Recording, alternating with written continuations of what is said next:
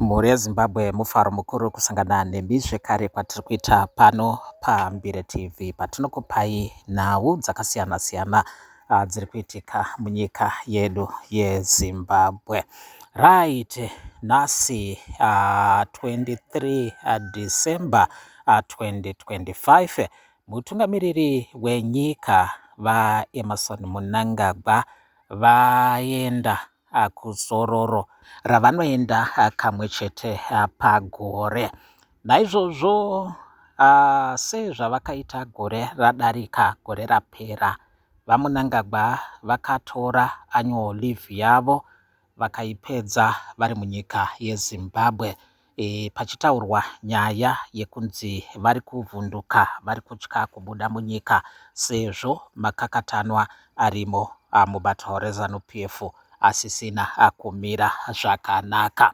Naizvozvo zvimwe chete negore rino vaMnangagwa vari kuti ivo vachazenge vari munyika yeZimbabwe, vachapedza zororo ravo vari munyika yeZimbabwe sezvavakaita gore rapera.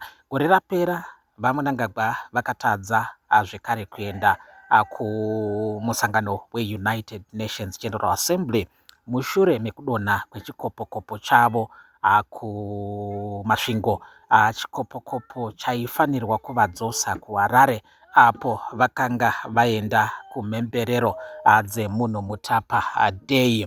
Naizvozvo zvinotaurwa kuti izvozvo zvakatadzisa vaEmmerson Mnangagwa kuti vange vachienda kumusangano weUnited Nations General Assembly. Zvimwe chete negore rino vaMnangagwa vakatadza zvekare kuenda kumusangano iwoyoyo, musangano weUnited Nations General Assembly, musangano wakaitirwa kuAmerica. vaMnangagwa vakaanaudza kuti vari kutadza kuenda kumusangano uyu nekuda kwekuti vane zvakawanda zvavari kutarisirwa kunge vachiita munyika.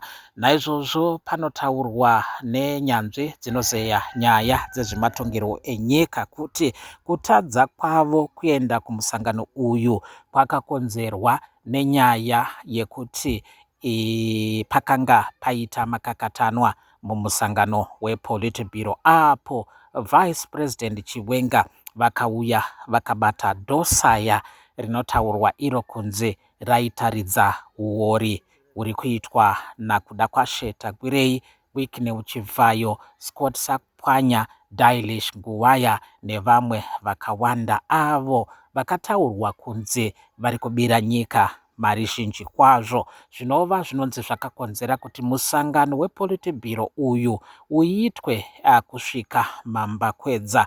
Iwo wanga watanga mangwanani nenguva dza10, zvinonzi wakasvika the following day kuma 1 am ndo pakazopera musangano. Mazuva akatevera vaMnangagwa vakabva vataura kuti havasi kuenda kumusangano weUnited Nations General Assembly sezvo pakanga pataurwa nyaya yekusungwa kwezvigananda.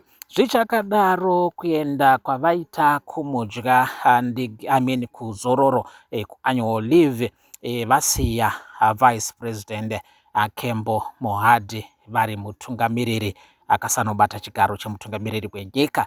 Zvimwe chete zvavakaita gore radarika, asi gore rino vane kuita kwavaita kwekuti vaMohadi vachatungamirira vozosiyira Vice President Chiwenga kubva musi wa14 kubva musi wa1 kusvika musi wa13, kwozotiwo vaMohadi vozopedzisa kubva musi wa14 kusvika musi wa23.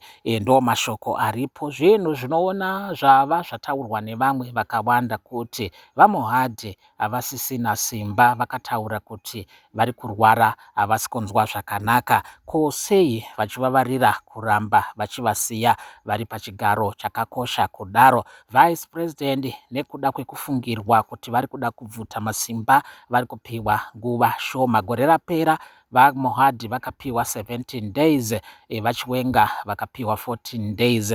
Zvinova zvakabvunza vanhu vakawanda kuti zviri kuitirwei, sei zvichidaro. Zvinotaurika kuti vaMnangagwa vachatrust vice president wavo, asi vakawanda vane mubvunzo wekuti zvazobva nepi nhasi ivo vachiwenga varivo vakabatsiridza paoperation Restore Legacy, operation inova yakaunza Second Republic. Ndo mashoko atanga takabata muRezimbabwe maererano nenyaya yekuenda kuzororo repagore kwaita mutungamiriri wenyika vaEmmerson Mnangagwa.